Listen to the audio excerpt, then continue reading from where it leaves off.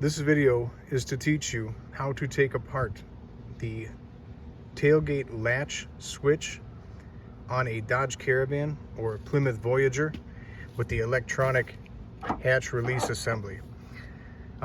My first video showed how to release the housing, the rubber water shield, and to spring this from its moorings inside the door. There were questions about how to clean this contact inside, which I mentioned but didn't show.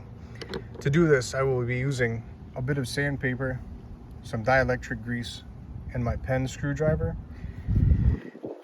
There are two parts to this switch. There is a paddle that has copper contacts on it, and there is a plastic housing that has copper contacts in it. And when these contacts touch these contacts, the door latch assembly is activated. When you're pushing this and nothing is happening and your door won't open, it is mostly because these copper contacts get full of corrosion and dirt.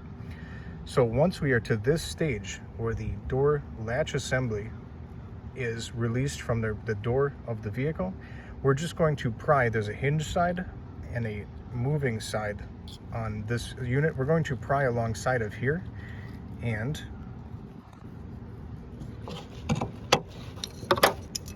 that latch assembly will just spring away from its moorings. Once you put that pen screwdriver in there and pop, this comes out. Inside you've got copper contacts and other copper contacts just full of corrosion. I'm going to clean them with sandpaper. I'm going to grease them with dielectric grease, and then I'm going to reassemble by just pressing this entire assembly back together. And once it's clean, it will work as good as new again.